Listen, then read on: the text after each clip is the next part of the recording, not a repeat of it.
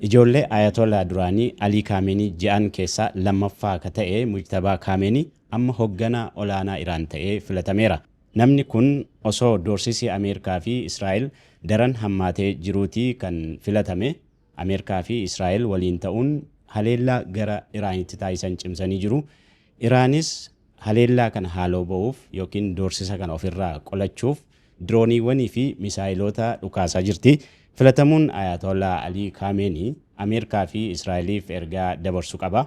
Inumaa Doonaald Tiraamp filannoo Iraan keessatti adeemsifamu hoogganaa olaanaa filachuudhaaf adeemsifamu jechuudha keessatti akka hirmaatu himaa ture. Erga filatamuun Ayatollah Mujtabaa dhagahame ammoo mufachuun yaada kenneera jechuudha Tiraamp. Filannoo kana booda yaadonni gamaa gamanaa kennamaniiru. Viidiyoo kana keessatti yaadota kennaman erga inni filatame booda wantoota jedhaman isiniif dhiyeessina. Pireezidaant Tiraamp erga Iraan hoogganaa haaraa filachuu ibsite booda waraana kana xumuruun Israa'el waliin taanee kan murteessinuudha jedha. Ministeera muummee Israa'el Benjaamin Netanyaahuu waliin dubbachuu fi gaafa yeroon ga'u murteessaa akka beeksisu ibse Tiraamp.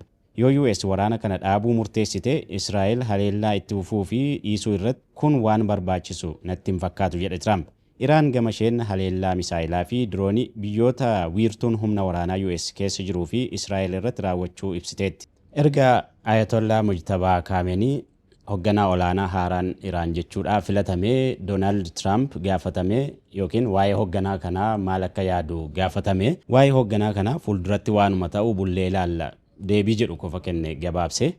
Garuu kanaan dura Doonaald Tiraamp adeemsa filannoo hooggantoota olaanoo hoogganaa olaanaa Iraan qofatu hin taane hooggantoota warra kaanis dabalatee adeemsa filannoo haaraa geggeeffamu keessatti hirmaachuu akka qabu ibsee ture. Filatamuu Ayatollah Mujtabaa Kaameenii hordofee gara lixaatii Israa'elii fi Ameerikaa irraa qofatu hin taane biyyattii keessattis yaadonni garaagaraa kennamaa jiru. Erga Mujtabaa Kaameenii hoogganaa olaanaa Iraan ta'ee lammiileen biyyattii yaadota garaagaraa ibsaa jiru. Yeroo ammaa sababa intarneetiin biyyattii keessa hin jirreef lammiilee Iraan qunnamuun yaada isaanii argachuun ni ulfaata.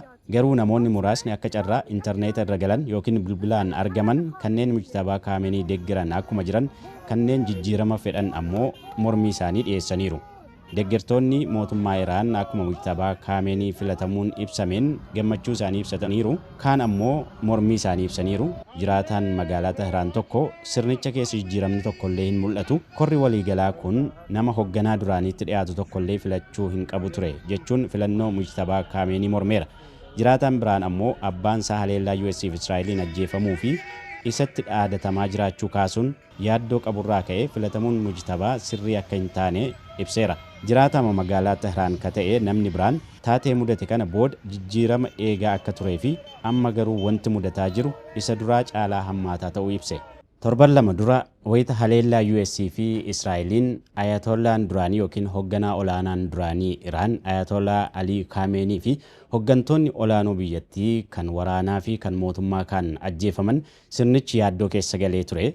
Haa ta'u malee ilmi Ayatollah duraanii Alii Kaameenii kan amma Mujtabaa Kaameenii hoogganaa olaanaa ta'ee filatamuun sirnichi deebi'ee dandamachaa jiraachuu isaa mul'isa. Iraan waraana kanaan yeroo kamiyyuu caalaa qoramteetti. Hooggantoonni ishee akkasumas kan isheen filachuuf jettus waraana kanaan jalaa haphataniiru.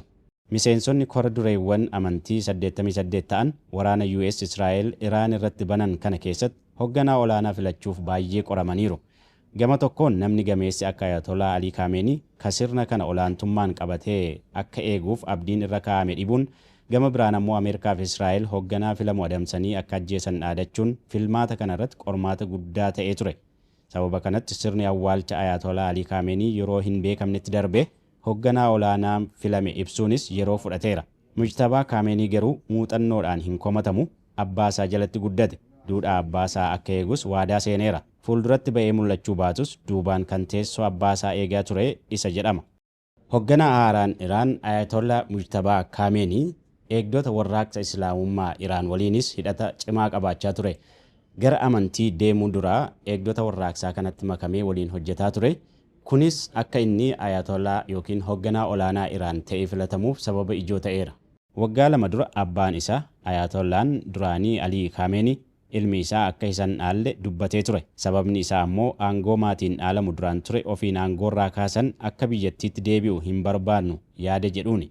Haa ta'u malee bulchiinsi amantii inni ijaaree deeme amma wallaansoo jiraachuu fi jiraachuu dhabuu keessa jira.